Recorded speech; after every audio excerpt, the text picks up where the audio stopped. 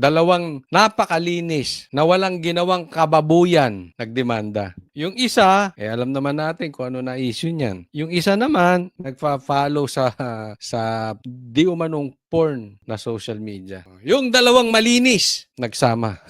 Sige, pasok.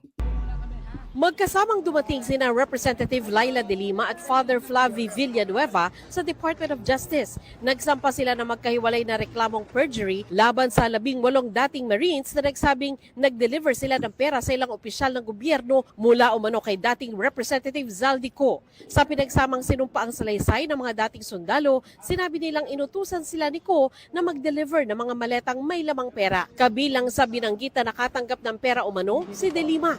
Mariin niya itong itinanggi. Sa National Bureau of Investigation naman, nag-file ng cyber libel complaint sina De Lima at Father Flavie laban sa abogadong si Levito Baligod na kasama ng mga dating sundalo. Since these are untruthful statements made in their affidavit, sworn affidavit, yung pinagsamang sinumpaang salaysay, signed and executed by these 18 alleged ex-Marines, ay nagpasya po ako na mag-file ng complaint affidavit for perjury kasi nga ako kasinungalingan. Paano kung totoo? Diba? Paano kung totoo yung sinasabi? At tatandaan mo, De Lima, nakausap namin yan si Atty. Baligod. Na-interview namin yan. Maraming ilalabas na ebidensya yan. Sunod-sunod yan. No? Ikaw ay tumanggap ng envelope. Ngayon, pag-usapan natin, sino ba ang mas kapani-paniwala? Si De Lima o itong si Flavie, dating addict, na sinasabi niya pa, pinagtatanggol niya yung nagtitinda ng droga, okay lang naman kasi yung mga small time, para lang kumita. Anong klaseng pari ito, no? Para lang may pantustos sa pagkain na pang-araw-araw. So yung mga kumikita, nagbebenta ng shabu, tigwa 150, pinapalabas nito, di umano na okay lang. So sino mas papaniwalaan nyo? De Lima, Flavie o yung 18 Marines? O si Atty. Baligod. Definitely may nagsisinungaling dito. Ang tanong na lang, sino yung may ebidensya? Sino yung mas kapani-paniwala? Sino yung may record ng droga? Hello? Sino yung addict? At sino yung nagluluto ng droga? O may connection sa drug lord? Yung 18 Marines ba? Si Atty. Baligod ba? O itong dalawa? Kasinungalingan. Nabanggit din sa affidavit na si Ko umano ang gumasto sa pagbisita ng mga kinatawan ng International Criminal Court sa Pilipinas at isa umano sa pinuntahan nila ang Bahay Kalinga para makausap ang mga biktima ng drug war ni dating Pangulong Duterte. Ito raw ang dahilan ng pagdulog sa DOJ ni Father Flavie. Sa ngalan ng mga biniktima na extrajudicial killing noong panahon ni Rodrigo Duterte, kami po ay naninindigan sa katotohanan. Ito ay naniniwala ko isang pananakot, paninira sa integridad ng ICC. Father, kaya mo bang sabihin sa Diyos na hindi kayo nakatanggap ng pera? O kung ikaw ay hindi man, si De Lima hindi nakatanggap ng baleta. Yun lang eh. Ikaw ba naniniwala na yung ICC hindi rin nakatanggap ng pera? Kasi kung ipinipikit mo mata mo dyan, Father, gaya ng pagpikit mo sa mata mo, kung ano mang pinapanood mong website, kung ano man ang tinitira mo dati na ikaw ay nasa seminaryo na di umano, baka sabit ka ngayon, ha, Father? Sinagawa nila to, itinaon nila to sa investigasyon. Pangalawa, dinawit nila at pilit dinadawit yung mga taong gustong ilantad yung katotohanan. Alam mo, dapat magsalita ang Catholic Church dito eh. Sa akin lang kung sa tingin nila tama itong ginagawa niya, sige, so be it. Manahimik kayong Katoliko. Pero kung tingin nyo mali na itong ginagawa nitong pari na ito, even yung sinabi niya na siya ay patungkol sa dati siyang nagdodroga, dapat ito pinapatahimik nyo. Ako yung nagtatanong lang, wala ba kayong standard sa inyong mga pare? Kaya kayo nagtatanong lang. Hindi ko naman kayo pakikialam. Kung wala, di okay lang. Grupo nyo yan. Sa tanong kung sino ang nasa likod ng mga umunoy dating Marines, sabi ni De Lima, Could only be the handiwork of the Duterte camp. Tingnan niyo po naging timing kung saan nandyan yung impeachment proceedings against the Vice President, kung saan nandyan yung mga kaganapan sa ICC, katatapos lang ng confirmation of charges hearing, sa kanila linabas ito. Kita nyo, parehas sila ng direksyon ni Trillanes. Ang issue dito, sige, sabihin natin timing nga. For discussion purposes, kahit hindi. Sige, timing. Ibig ba sabihin kung naka-timing yon, hindi kayo tumanggap ng envelope? Hindi tumanggap si Trillanes ng $2 million?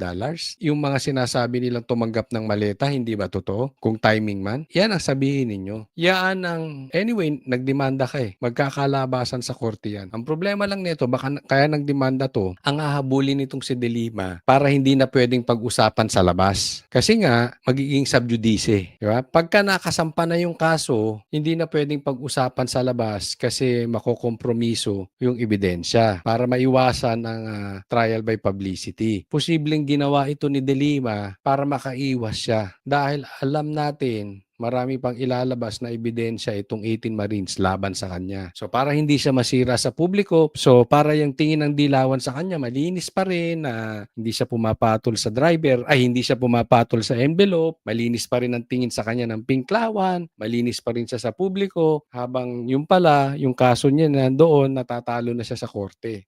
To distract, napakaklaro po ng agenda na yan. To confuse, to create confusion.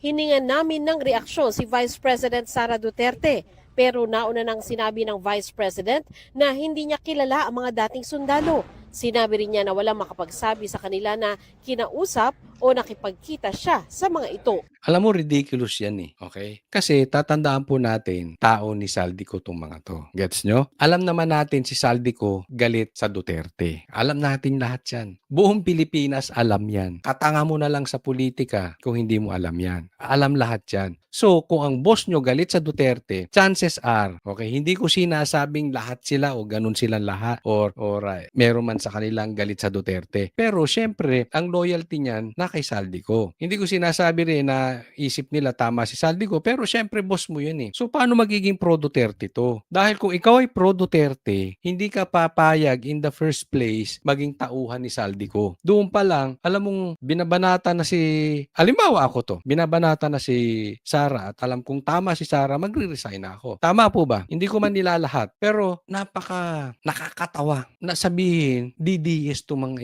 18 Marines. Ang labo nun. Ginagamit nga yung pera na yan, yung mga mali-maleta na yan para yung iba dyan, para banatan si Sara. May mga trolls nga raw sila dyan eh. Yung mga deliveries nila sa media pa nga. Diba? Alam naman natin kung saan kampi ang media. Yung ibang dinideliveran nila ng pera, trolls, para anuhin, atakihin ang mga Duterte. Buwelta naman ng dating Chief Presidential Legal Counsel ni dating Pangulong Duterte, wala umano ni katiting na kredibilidad ang sinabi ni na De Lima at Father Flavi. Hindi raw ito nararapat pang sagutin.